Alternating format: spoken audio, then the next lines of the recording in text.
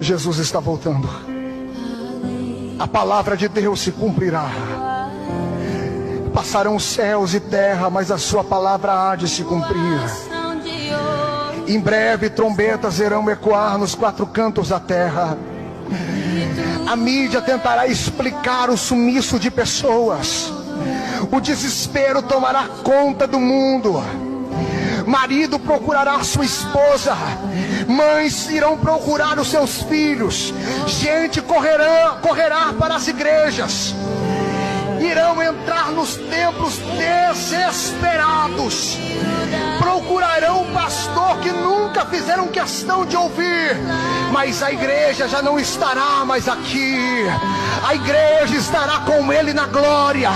E se eu fosse você nesta noite, olharia para ele e diria: Senhor, me perdoa, me muda, me transforma. Senhor, eu quero andar com o Senhor.